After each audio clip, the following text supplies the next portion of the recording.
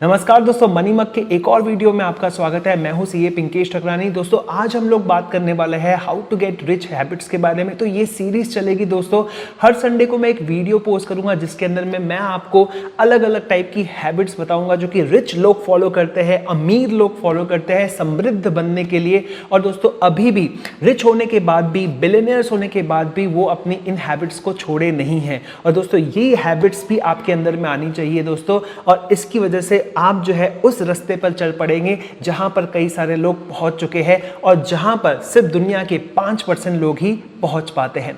दोस्तों एक सर्वे किया गया था, उस सर्वे में बताया गया था कि अगर 25 साल के किसी भी नौजवान से आप पूछेंगे कि वो लाइफ में क्या करना चाहते हैं तो बहुत ही अच्छी तरह से एंथुजियास्टिक होकर जवाब देते हैं। लेकिन जब वो 65 साल के हो जाते हैं तो उसमें 75% लोग अभी भी काम कर रहे होते हैं, 20% लोग जो है कुछ समृद्धि हासिल कर लेते हैं, सक्सेस हासिल कर लेते हैं, और 5% ही लोग जो है वो पूरी तरह से फ्री हो पाते हैं। अब आप सोचिए दोस्तों, आप किस में आना चाहते हैं? आप 75% के अंदर आना चाहते हैं, 20% में आना चाहते हैं कि 5% में आना चाहते हैं? दोस्तों अगर आप सीरियस है इस पर्टिकुलर चीज को लेकर तो अभी वीडियो पॉज कीजिए और नीचे कमेंट में लिखिए कि आप 5% में आना चाहते हैं, यानी कि आप अपनी 65 साल की उम्र के अंदर में, या फिर कह दे कि जब आप रिटायर हो जाएंगे तब आप पूरी तरह से फ्री होना चाहते हैं, आपको किसी भी तरह की इनकम के पीछे भागना न पड़े या फिर हाथ पैर ज्यादा ना मारना पड़े। इस तरह का आपको काम जो है अभी से शुरू करना है। अब दोस्तों बात कर लेते हैं एक छोटी सी कहानी का, और इस कहानी के दो किरदार है, दो दोस्त है दोस्तों। ये एक है बबलू और एक है गप्पू। अब ये दोनों जो है बचपन में खूब खेला करते थे, लेकिन उसके बाद में नौकरियों के चक्कर में अलग अलग शहर चले गए। अब ये अपने गांव पे वापस आते हैं। अब बबलू और गप्पू जो है एक साथ एक बार में जाते हैं। बबलू बोलता है मैं तो ड्रिंक करूंगा, गप्पू बोलता है अरे मैंने तो ड्रिंक्स को हाथ लगाना ही नहीं है बिल्कुल भी। और बातों बातों में जो है चर्चाएं आगे बढ़ती है। उस समय जो है गप्पू बबलू से पूछता है कि भाई तो दिन में कितनी ड्रिंक्स लेता है? तो बबलू कहता है कि भाई मैं 2 ड्रिंक्स लेता हूं। तो एक बात बता, तेरे एक ड्रिंक का कितना पैसा आता है? ये बोलता है 100 रुपए एक ड्रिंक का, यानी कि इसका मतलब तो 200 रुपए से ड्रिंक्स पे खर्च लेता है। हाँ ड्रिंक्स पे ही खर्च हो जाता है भाई इतना तो पैसा। तो भाई इसका मतलब 6000 रुपए महीना तो ड्रिंक्स पे खर्च करता है, यानी कि साल भर का 72,000 रुपए खर्च करता है। हाँ 72,000 मेरे खर्च हो जाता है। भाई हम लोग 20 साल के बाद में मिले हैं, 20 साल का मतलब, इसका मतलब तो भाई कैलकुलेट अगर करेंगे 14-15 लाख तुमने सिर्फ बियर पे उड़ा दिए पूरी तरह से। हाँ भाई बियर पे उड़ा दिए। अरे अगर तू इसको सेविंग बैंक में रखता था, उस पे तेरे को कंपाउंड इंटरेस्ट होते होते कम से कम जो है 25-30 लाख रुपए हो जाते थे। और तुझे पता है क्या, तू आज तो एक मर्सिडीज में घूम सकता था, 30 लाख की आ जाती मर्सिडीज थोड़े पैसे और मिलाकर। अच्छा एक बात बता गप्पू भाई, तू ड्रिंक्स लेता है कि नहीं लेता है? भाई मैं तो ड्रिंक्स लेता ही नहीं बिल्कुल भी, मैं तो पूरे पैसे सेव किए ड्रिंक्स के। अच्छा ये बता तेरे पास में मर्सिडीज है कि नहीं? तो गप्पू बोलता है मेरे पास मर्सिडीज नहीं है। दोस्तों आप इससे क्या समझे, यहाँ पे 2 किरदार है दोस्तों, और मेनली 90% लोग जो है इसी किरदार को निभाते रहते हैं। या तो वो बबलू रहते हैं या फिर वो गप्पू रहते हैं। बबलू ऐश करता है, मौज करता है, पूरी तरह से जिंदगी जीता है, लेकिन उसको जो है काफी साल करने के बाद में, काम करने के बाद में उसके पास कुछ ज्यादा सेविंग्स नहीं है, लेकिन वो हमेशा यही कहता है कि मैंने लाइफ के अंदर में बहुत ऐश की। और दूसरा इंसान होता है गप्पू, जो मौज भी नहीं करता, मजे भी नहीं करता, लेकिन उसकी हैबिट्स इतनी खराब होती है कि वो बंदा जो है ज्यादा कुछ जो है इन्वेस्टमेंट के तौर पे, इनकम के तौर पे नहीं कर पाता है, कमाई नहीं कर पाता है। दोस्तों मैं यहाँ पर ना आपको ड्रिंक्स के लिए आपको मोटिवेट कर रहा हूँ, या ना फिर आपको जो है किसी तरह की मर्सिडीज जो है लेने के लिए मोटिवेट कर रहा हूँ, बल्कि दोस्तों इसके अंदर में संदेश ये है कि कुछ लोग या तो काफ़ी ज़्यादा पैसे उड़ा देते हैं, या फिर कुछ लोगों के पास में दिमाग ही नहीं रहता कि वो अपने पैसों को किस तरह से यूज़ करें। तो वो लोग जो है ड्रिंक्स वगैरह तो नहीं लेते, लेकिन काफ़ी सारे डिस्क्रिशनरी टाइप की जो है एक्सपेंसेस कर लेते हैं, वो एसेट्स खरीद लेते हैं जहां पर उनको कोई वैल्यू एडिशन नहीं मिलने वाला है या फिर कोई भी इनकम नहीं मिलने वाली है। दोस्तों इसके पीछे एक सिंपल सा रीज़न है कि वो लोग प्लान नहीं करते हैं, वो एक दूरदृष्टि नहीं रखते हैं, वो जो है सिर्फ आगे के 2-4 महीनों की बात करते हैं, वो बीत जाए किसी तरह से उसके बारे में ही सोचते हैं। दोस्तों आपने ये तो सुना ही होगा कि not planning is planning to fail, यानी कि अगर आप प्लान नहीं करते तो आप फेल हो जाएंगे। मान लीजिए दोस्तों आज के 10 साल के बाद में आपकी नौकरी चले जाए, तो आपके हाथ में क्या है? क्या आपके पास में कोई इनकम सोर्स है? मान लीजिए मैं आपसे अभी पूछता हूं कि समझ लीजिए लॉकडाउन की वजह से आपकी नौकरी चले जाती है, आपका बिजनेस बंद हो जाता है, आपके पास में कौन सा इनकम का सोर्स है? मान लीजिए मैं आपको बोलता हूं कि आपके इनकम के सोर्सेज जो है, एक्टिव इनकम के सोर्सेज जो है खत्म हो जाते हैं, और पैसिव इनकम के भी सोर्सेज अगर आपके पास में खत्म हो जाते हैं तो कितने महीने जो है बगैर इंसॉल्वेंसी के रह सकते हैं। कईयों लोगों का जवाब होगा कि 2 महीने, 3 महीने, 4 महीने, 5 महीने, 6 महीने, और मुझे बहुत ही कम लोग ऐसे मिलते हैं जो कहेंगे कि नहीं, मेरे पास में इतना वेल्थ है, इतना एक्यूमुलेट मैंने करके रखा है कि कम से कम मैं 10 साल चल सकता हूँ। तो दोस्तों आप समझिए कि जब आप 60 साल की उम्र में, 65 साल की उम्र में रिटायर होते हैं और उस समय भी अगर आपकी सेम स्थिति रहती है, तो ऐसे केस के अंदर में जब आज से 30-32 साल बाद जो है आप देखेंगे, जब भी आप जो है 60-65 साल के होंगे, उस समय का क्या इन्फ्लेशन होगा, उसके हिसाब से जो है आपके क्या खर्चे होंगे, तो आपकी सेविंग कुछ नहीं होगी। तो ऐसे केस में आप क्या करेंगे? एग्जैक्टली आप वही करेंगे जो 75% लोग उस सर्वे के हिसाब से करते हैं, अभी भी काम करते रहे होंगे। तो दोस्तों आज इस पर्टिकुलर वीडियो के अंदर में मैं आपको बहुत ही इंपॉर्टेंट बात बताने वाला हूं, ये कि आपको अपने पैसे को सेव करना है, और सेव करने के बाद में आपको अपने पूरे खर्चों को किस तरह से एलोकेट करना है वो मैं इस पर्टिकुलर चार्ट के माध्यम से आपको समझाना चाहूंगा।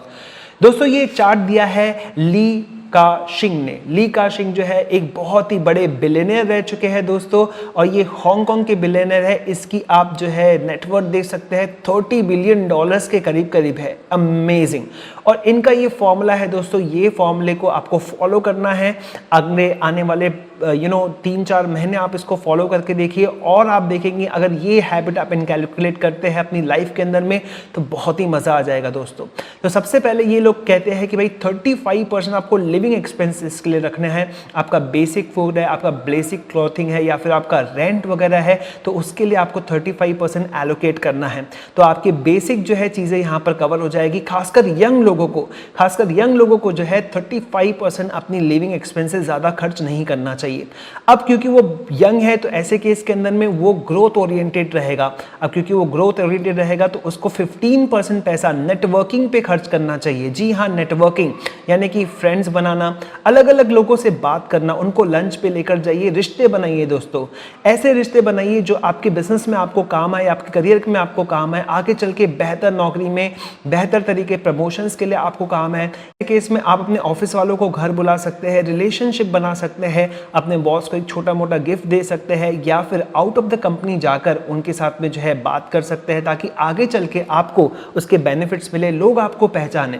दोस्तों तीसरी बात वो करते हैं लर्निंग की। अगर आप बात करेंगे वॉरेन बफेट साहब की, तो वॉरेन बफेट साहब ने डेल कार्नेगी का पब्लिक स्पीकिंग का सेमिनार किया था, और दोस्तों उनका जो है तारीफ वॉरेन बफेट बहुत ज़्यादा करते हैं।